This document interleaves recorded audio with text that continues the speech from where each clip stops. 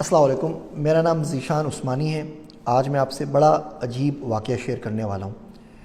یہ واقعہ آپ کو شاید سمجھ میں بھی نہ آئے، اور مجھے پوری امید ہے کہ اس ویڈیو کو سننے والے 80% لوگوں کو یہ بات سمجھ میں نہیں آئے گی، لیکن پھر بھی کر رہا ہوں کہ اگر ریکارڈ کرا دیتا ہوں زندگی میں، آپ سال 10 سال 20 سال 25 سال جب تک یوٹیوب ہے، جب تک کوئی ویڈیو دیکھ سکے، کبھی بھی سمجھ جائیں گے تو انشاءاللہ تعالیٰ زندگی میں آپ کو اس کا بہت فائدہ ہوگا۔ واقعہ کچھ یوں ہے کہ میرا ایک دوست ہے عبداللہ، اس کو بڑی کیوریوسٹی رہتی ہے ہر چیز کی، اور کسی چیز کے پیچھے پڑ جائے، اللہ کا بندہ تو چھوڑتا نہیں ہے۔ وہ بارہا اس کو سمجھایا کہ بھئی چھوڑ دے، اپنا کام کرے، لیکن بس کو لگ جائے تو لگ جائے، پھر اس نے کس کی سننی ہے۔ تو اس نے اخبار میں ایک نیوز دیکھی کہ ایک بارش بزرگ ہیں، تقریباً 78-80 سال کے، رکشہ چلاتے تھے، اور انہوں نے رکشہ میں پیچھے کوئی سواری تھی، 15-16 سال کی کوئی لڑکی تھی، اس کے ساتھ کوئی بدتمیزی کرنے کی کوشش کی، تو لوگوں نے پکڑ لیا، پکڑ کے ان کے کپڑے شپڑے پھاڑے، ان کو مارا، منہ شو کالا کیا، اور ان کو جا کے تھانے میں جمع کروا دیا۔ تو وہ میرے پاس آیا نیوز لے کے، کہنے لگا دیکھو یار ڈاکٹر صاحب، یہ جو بندہ ہے اس کی شکل سے کہیں نہیں لگتا کہ بندے نے ایسا کوئی کام کیا ہوگا۔ مطلب کوئی 15-16 سال کا لڑکا لونڈا لپاڑا یہ کام کرے، سمجھ میں آتا ہے؟ یہ تقریباً 80 سال کی بارش بزرگ آ رہے ہیں، سجدے کا نشان ہے پیشانی کے اوپر، یہ ہوا کیا ہے کچھ سمجھ میں نہیں آ رہا۔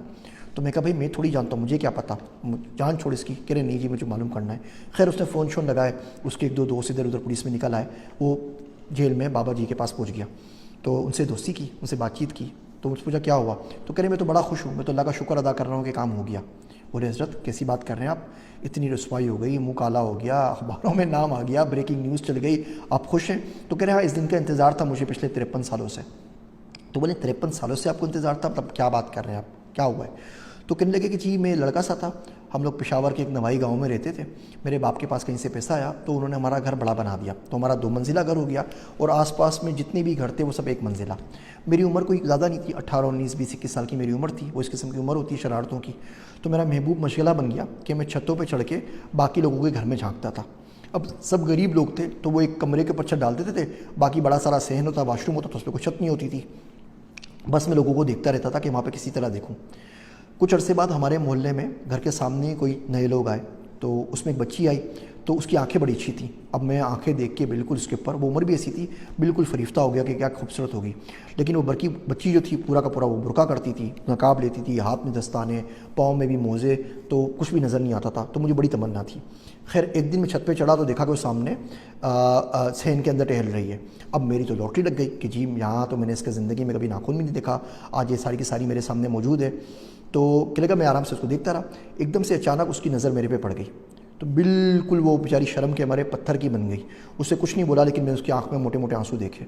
اب پتہ نہیں اس کی آنکھ میں کیا بات تھی کہ مجھے بہت گھبراہٹ ہوئی، تو میں بھاگ کے نیچے اپنے گھر کے اندر آ گیا، اور مجھے بخار چڑھ گیا۔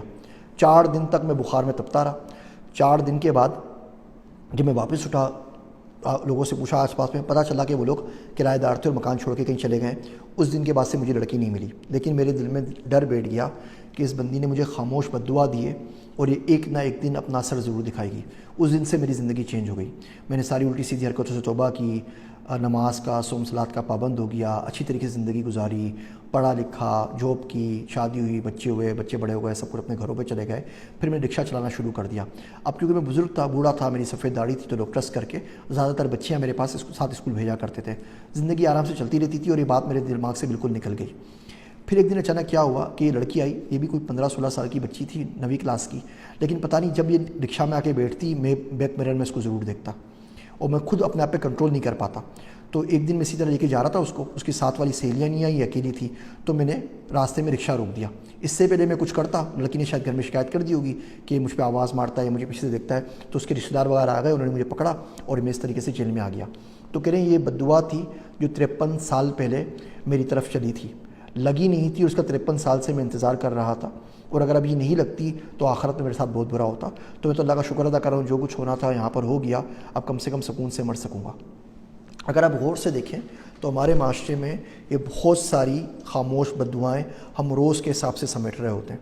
میرے سرت سکھر مولانا عبدالرحمن صاحب، وہ تندور کی روٹی نہیں کھاتے تھے، اور شیر مال وغیرہ جو ہوتے ہیں، تو پوچھتے تو کیوں نہیں کھاتے، آپ پیسے دے کے خریدنے کیا برائی ہے، حلال چیز ہے۔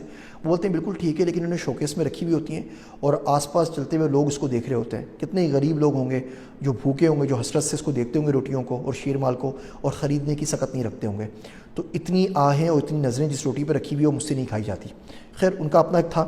ایک دن میں نے ان سے پوچھا کہ مولوی صاحب اپنی ساری دعائیں سکھاتے ہیں، موٹی سی کوئی بدعا مانگیں، سکھائیں مجھے نا. کبھی کبھی لوگ بہت تنگ کرتے ہیں اور دل چاہتا ہے کہ بدعا دوں کہ ان کا بیڑا غرق ہو، کیا کروں؟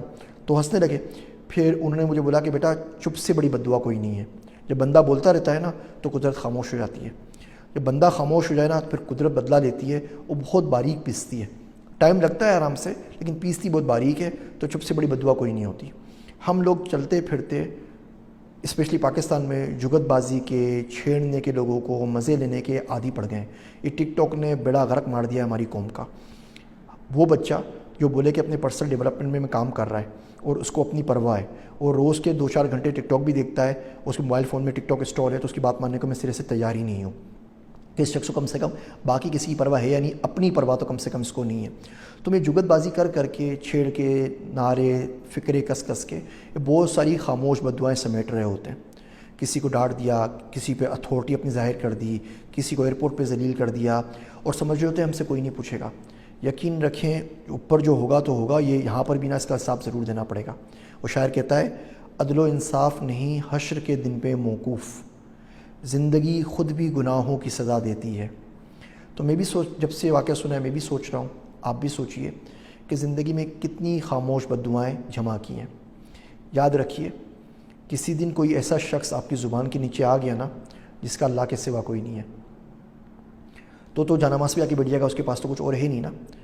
وہ اپنی آہوں کے حصار میں آپ کی دعائیں راکھ کر دے گا. میری باتیں سننے کا شکریہ. آپ سب کا ذیشان عثمانی.